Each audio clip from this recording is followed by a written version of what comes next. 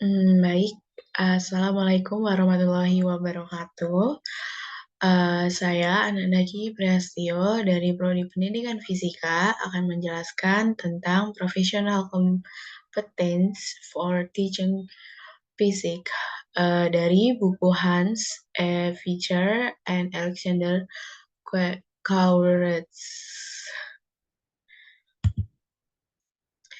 Dalam hal dalam hal mengajar fisika, kompetensi profesional guru membutuhkan pengetahuan konten mereka pada tingkat yang memadai, tetapi juga kemampuan, motivasi, kemauan mereka untuk mengajar fisika di kelas.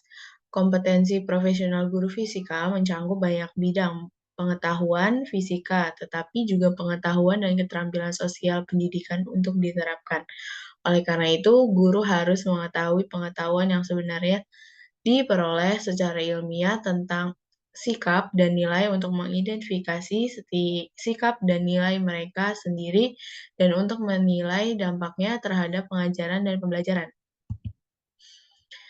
Menurut Terhan 2019, pendekatan teoritis profesionalisme guru itu terbagi menjadi 3. Yang pertama ada pendekatan struktural, yang kedua ada pendekatan biografi profesional, yang ketiga ada pendekatan kompetensi. Nah, yang akan saya bahas yang pertama yaitu pendekatan struktural. Pendekatan teori struktural menunjukkan bahwa selama mengajar, guru dihadapkan pada sekumpulan tugas kompleks yang secara inheren saling bertentangan.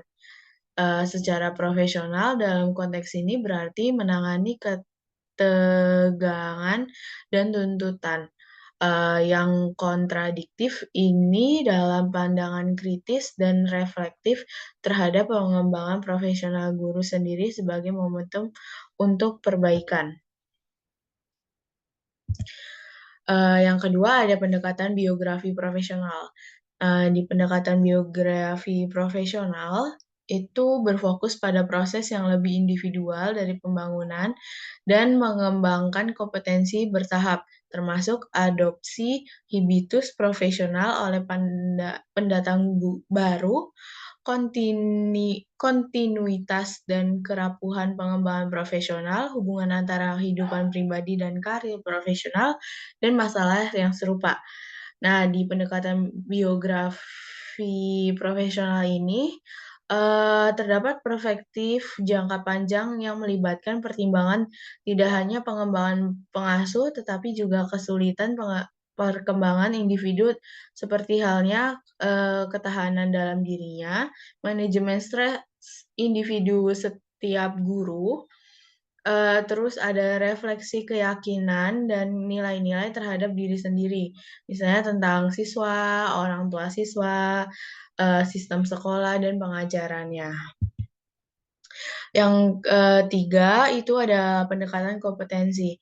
Di pendekatan teori kompetensi ini berfokus pada menggambarkan kompetensi dan bidang pengetahuan yang diperlukan untuk mengajar setepat mungkin. Menurut Klime, konsep kompetensi merupakan pusat studi empiris yang berhubungan dengan pengembangan sumber daya manusia dan produktivitas pendidikan. Kompetensi profesional dan pengetahuan profesional dipandang sebagai interaksi antara teori atau model teoritis dan penelitian empiris.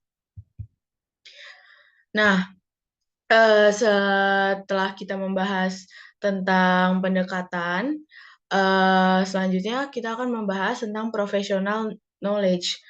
Menurut Schulman 1987 dan Baumet serta Counter 2013, pengetahuan profesi guru fisika meliputi content knowledge atau CK, pedagogi atau psikologi knowledge atau PK, dan pedagogical content knowledge atau PCK, dan pengetahuan pengorganisasian dan penyuluhan atau pengawasan. Nah, yang pertama akan kita bahas yaitu content knowledge. Adalah prasyarat yang diperlukan untuk pengajaran yang berhasil. Namun demikian, pengaruh pengetahuan konten guru terhadap keberhasilan belajar siswa sering tidak diukur dengan ketepatan yang memadai. Salah satu kesulitan untuk mengukur pengetahuan konten dalam menyusun instrumen te tes yang validitas dalam hal ini mengacu pada beberapa parameter, seperti nilai dan karakteristik sekolah. Pengajaran sekolah menengah dan sekolah dasar membutuhkan jenis pengetahuan konten yang berbeda. Pengetahuan fisika di tingkat perguruan tinggi tidak hanya diperlukan untuk perencanaan pembelajaran, tetapi juga untuk mendapatkan gambaran konseptual pengajaran fisika yang fleksibel dan berorientasi pada proses pembelajaran di sekolah, sehingga dalam setiap tingkatan sekolah memiliki pengetahuan konten yang berbeda. Nah, yang kedua itu ada pedagogical content knowledge atau PCK. Itu seharusnya membantu seorang guru merancang lingkungan belajar sebagai dasar proses belajar siswa yang optimal. Sulman mengidentifikasi PCK sebagai campuran pengetahuan konten dan pengetahuan pedagogis. Nah, yang ketiga itu ada pedagogical knowledge atau PK. Itu mengacu pada prinsip-prinsip umum organisasi dan manajemen kelas. Saat ini komponen pengetahuan pedagogik dijelaskan sebagai pengetahuan deklaratif dan prosedural dan bagian dari pengetahuan profesional yang bertanggung jawab untuk mengajarkan kursus pelajaran. Menurut Sivel 2017, terdapat 6 prinsip umum dan kegiatan penting untuk membangun manajemen kelas yang efektif sebagai salah satu aspek utama guru. Pedagogical knowledge harus diterapkan, yaitu yang pertama adalah membangun sistem aturan yang efisien, yang kedua itu mencegah waktu henti, yang ketiga mengontrol gangguan, yang keempat outscoring kegiatan yang tidak berkaitan dengan subjek, yang kelima aliran pelajaran yang cepat, dan yang keenam kejelasan penjelasan pada tingkat persyaratan yang memadai. Nah, itu yang tadi saya sudah sebutkan, itu merupakan prinsip yang mencangkup strategi pencegahan gangguan serta penanganan gangguan yang sebenarnya ada di kelas. Nah, ini merupakan segitiga didaktik atau segitiga yang mewakili hubungan antara fisika, pengajaran, pembelajaran, dan siswa di kelas. Nah, di dalam segitiga ini terdapat guru dan kemampuan kognitif individualnya, kemudian kegiatan metodis dan kemampuan untuk menginterferensi. Terus ada siswa dan kemampuan kognitif mereka dan ide-ide berorientasi subjek dan motivasi untuk belajar, serta terdapat konten yang memadai, terutama potensi kognitif dari tugas yang digunakan. Nah, ini itu merupakan pandangan dari pendidikan fisika, pandangan dari pendidikan fisikanya. Merupakan hubungan antara segitiga ini yang memiliki tujuan, yaitu untuk mengatur kesempatan belajar dengan mengaktifkan siswa secara kognitif untuk pembelajaran yang optimal. Yang selanjutnya ada motivational orientation and efficacy. Menurut Kunter, orientasi motivasi menunjukkan niat utama guru untuk mengajar dan pengetahuan mereka tentang belajar mengajar periode yang lebih lama. Guru yang sukses dapat dicirikan dengan kombinasi dari keterlibatan tinggi dan kemampuan tinggi untuk bersosialisasi, dan persepsi positif dan dukungan kognitif siswa. Saling ketergantungan antara karakteristik pribadi atau motivasi dan lingkungan dikenal sebagai orang lingkungan atau PO. PO berpengaruh pada kepuasan karyawan dengan pekerjaan mereka. Menurut Kiske dan Skarmit, tekanan pada guru yang mengajar di sekolah seringkali berakumulasi menjadi beban yang cukup berat. Mereka menemukan 4 pola kesehatan pusat untuk menggambarkan perilaku, motivasi, dan pengelolaan sumber daya guru dalam jabatan. Stres yang dialami guru dapat disebabkan oleh faktor eksternal atau lingkungan dan situasi sekolah eh, faktor internal atau pengalaman dan pola resiliensi. Nah,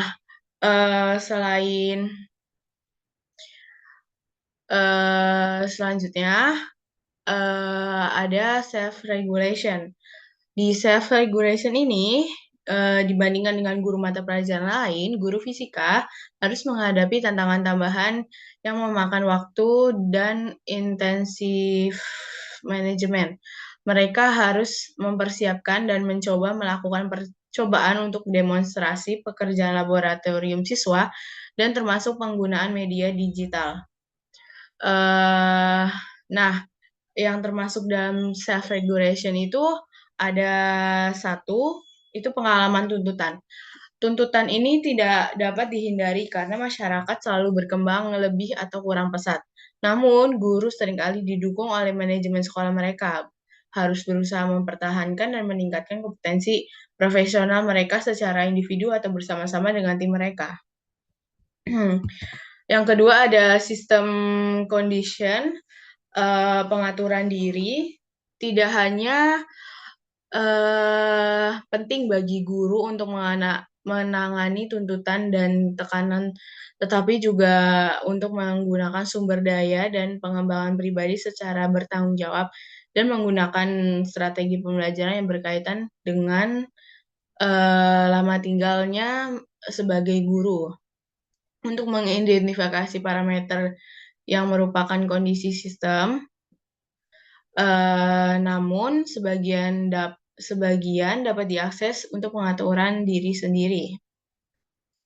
Nah, yang termasuk ke dalam sistem condition dari pengaturan diri itu ada tuntutan yang sistematik, kondisi kerja.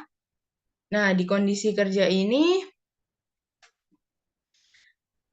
sebenarnya kondisi kerja setempat itu sangat relevan dipengaruhi oleh iklim sosial di sekolah atau di sekitar mereka, dan hanya pada batas tertentu dipengaruhi oleh karakteristik individu dan manajemen sekolah, keterbukaan minat satu sama lain, dan saling mendukung adalah titik awal yang lebih baik untuk mencapai standar dan tujuan terkait pengajaran, terutama bagi guru dalam kelompok mata pelajaran fisika yang dapat dengan mudah mengembangkan perasaan menjadi pejuang tunggal yang ditinggalkan dalam keadaan dingin.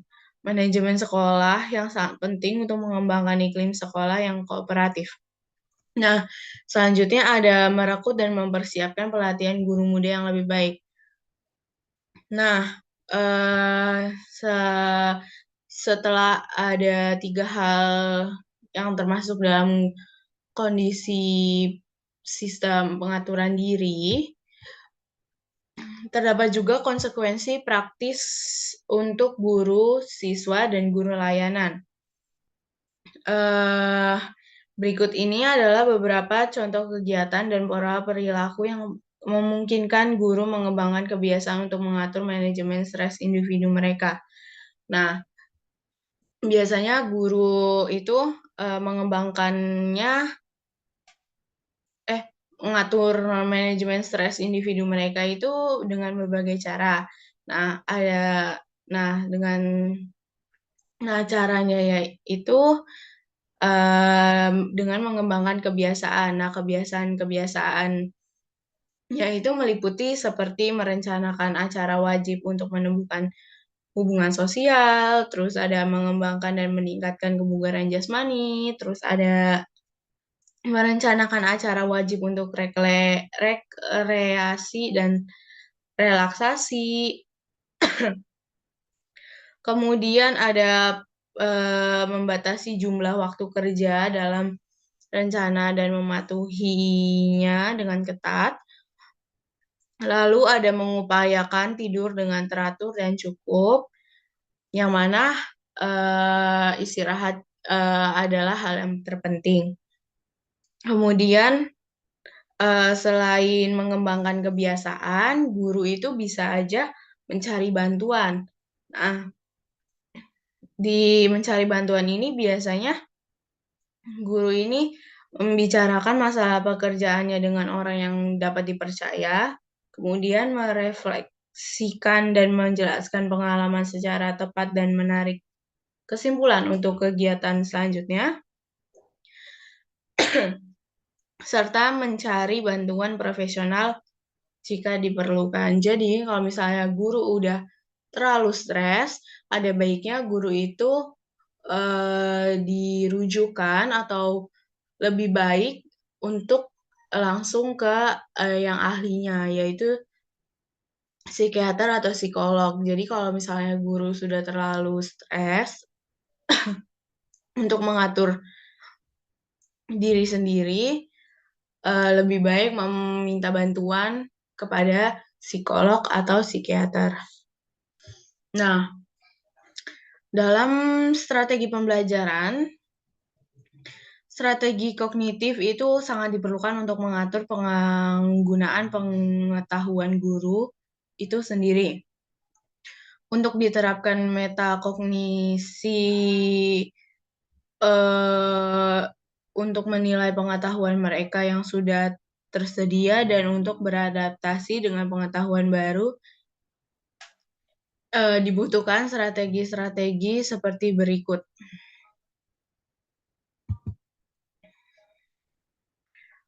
Yang pertama yaitu ada strategi motivasi emosi, itu sangat diperlukan untuk mentransfer pengetahuan baru dari memori kerja ke memori jangka panjang. Yang selanjutnya ada strategi kerjasama dan strategi untuk menggunakan sumber daya diperlukan untuk melepaskan beban memori dan diperlukan untuk menerapkan kebiasaan individu secara spesifik seperti gaya belajarnya ke proses pembelajaran.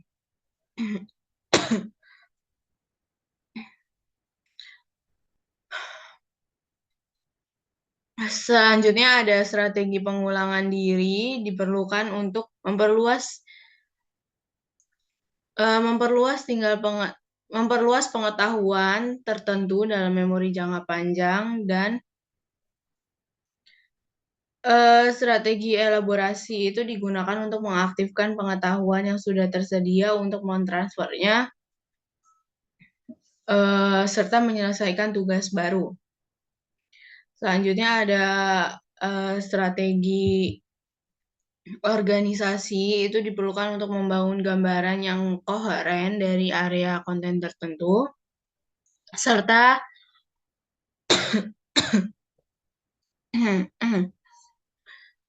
strategi metakognitif itu diperlukan untuk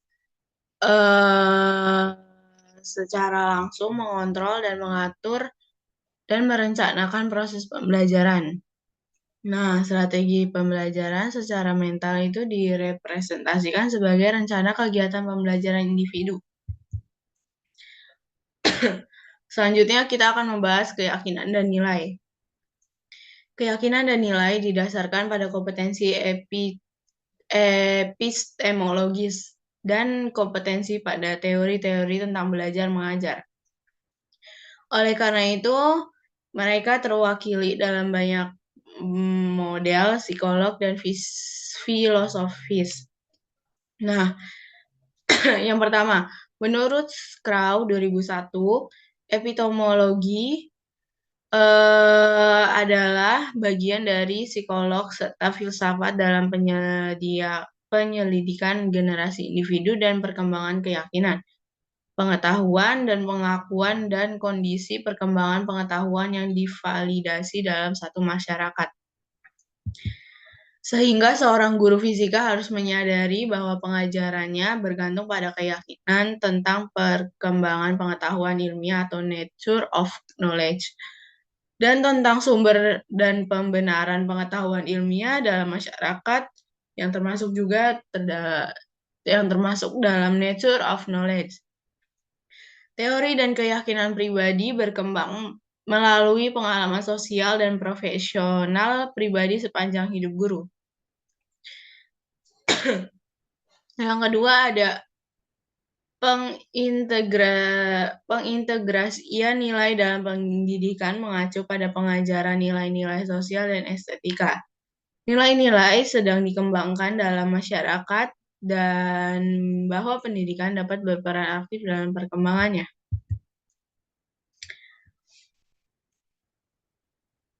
Kemudian ada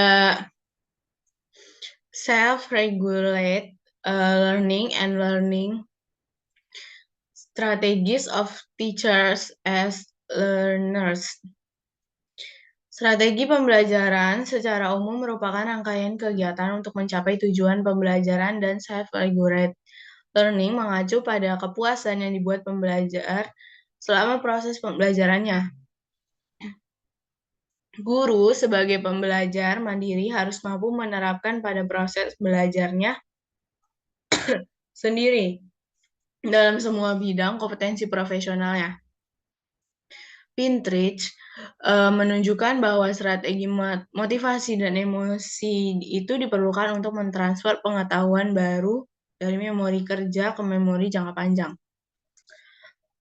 Yang ketiga ada pengajaran. Teori pribadi dan refleksi. Interaksi masa lalu antara guru dan siswa secara eksplisit atau implisit merupakan bagian dari proses perencanaan dan interaksi mereka selama pelajaran.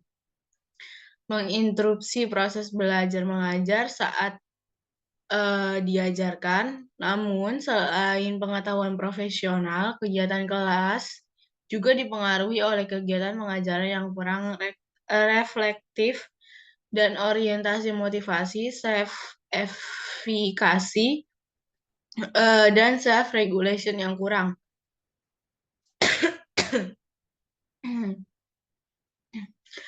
Situasi kelas berpusat pada guru harus dinilai secara berbeda dibandingkan dengan situasi belajar yang berpusat pada siswa dengan bagian yang lebih individual, di mana guru lebih cenderung menjadi asisten belajar. Dan bagian terakhir, kesimpulan dari materi ini adalah konsep kompetensi merupakan pusat kajian empiris yang berhubungan dengan pengembangan sumber daya manusia dan produktivitas pendidikan. Kompetensi profesional guru fisika diperlukan ketika konsep dasar dan tubuh pengetahuan fisika dan ilmu-ilmu terkait diterapkan untuk memberikan proses belajar siswa dasar yang optimal untuk mencapai tujuan yang direncanakan.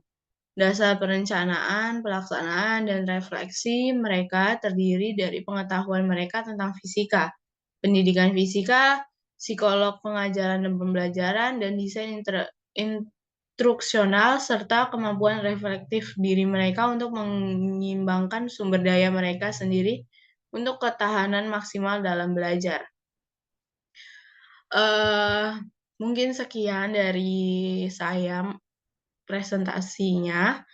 Kurang lebihnya mohon maaf. Wassalamualaikum warahmatullahi wabarakatuh.